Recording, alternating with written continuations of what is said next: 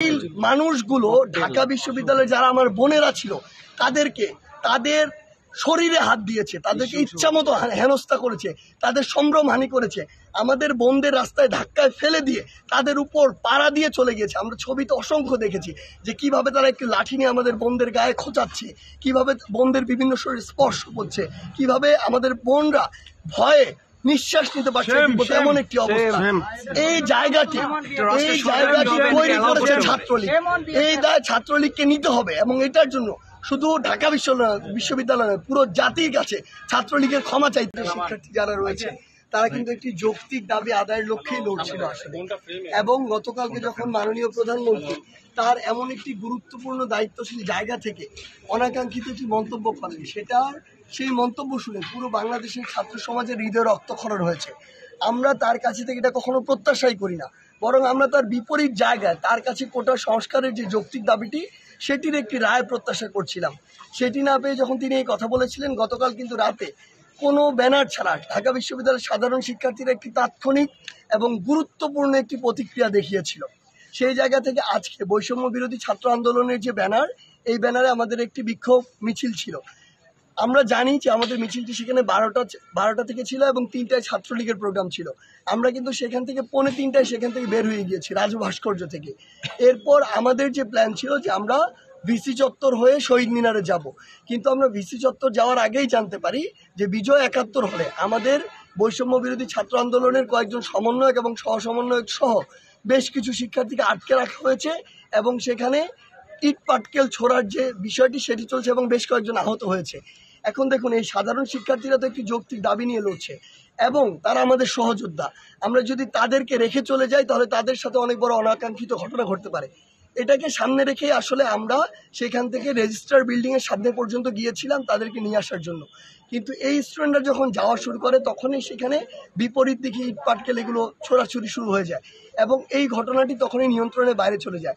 কিন্তু ঘটনাটি নিয়ন্ত্রণের মধ্যে থাকতো যদি এটি ঢাকা বিশ্ববিদ্যালয়ের অভ্যন্তরীণ শিক্ষার্থীদের দুই পক্ষের মধ্যে একটি লড়াই বা ইট পাটকেল ছড়াছড়ি হতো। সবচেয়ে বড় যে কাজটি করেছে এখানে বাংলাদেশ ছাত্রলীগ, ঢাকা বিশ্ববিদ্যালয় ছাত্রলীগ এবং ঢাকা মহানগর উত্তর দক্ষিণ ছাত্রলীগ মিলে শুধু ঢাকা শহর নয়, ঢাকার বাইরে থেকেও বাসে করে, ট্রাকে করে, পিকআপে করে অসংখ্য টোকাই নিয়ে এসেছে তারা এবং তারা এগুলো নিয়ে এসেছে। এর সাথে তাদের দেশীয় অস্ত্র ছিল, আমরা দেখেছি ছুরি ছিল এবং পিস্তল পর্যন্ত ছিল তাদের সাথে। এবং এই মানুষগুলো ঢাকা বিশ্ববিদ্যালয়ে যারা আমার বোনেরা ছিল তাদেরকে তাদের শরীরে হাত দিয়েছে, তাদেরকে ইচ্ছা মতো হেনস্থা করেছে, তাদের সম্ভ্রমহানি করেছে, আমাদের বোনদের রাস্তায় ধাক্কায় ফেলে দিয়ে তাদের উপর পাড়া দিয়ে চলে গিয়েছে। আমরা ছবিতে অসংখ্য দেখেছি যে কিভাবে তারা একটি লাঠি নিয়ে আমাদের বোনদের গায়ে খোঁচাচ্ছে, কিভাবে বোনদের বিভিন্ন শরীর স্পর্শ করছে, কিভাবে আমাদের বোনরা ভয়ে নিঃশ্বাস নিতে পারছে এমন একটি অবস্থা।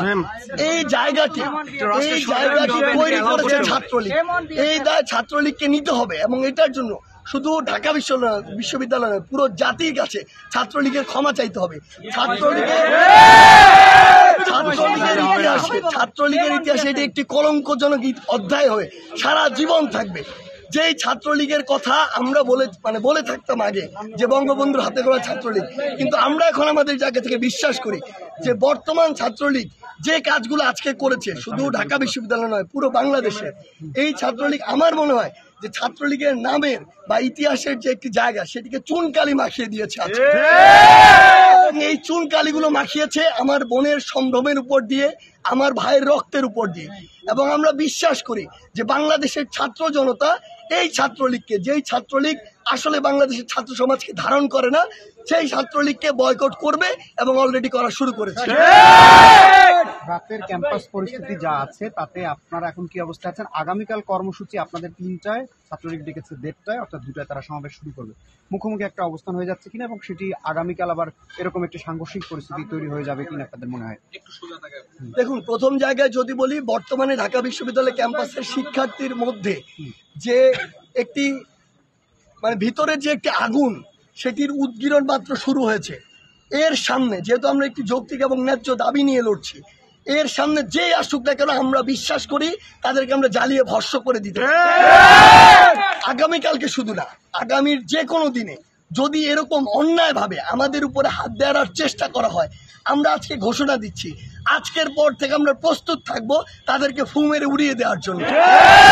ঢাকা বিশ্ববিদ্যালয়ের অমর একুশল এখন রাত 2টা ক্রস করে গিয়েছে, এখনো রাস্তায় আছে।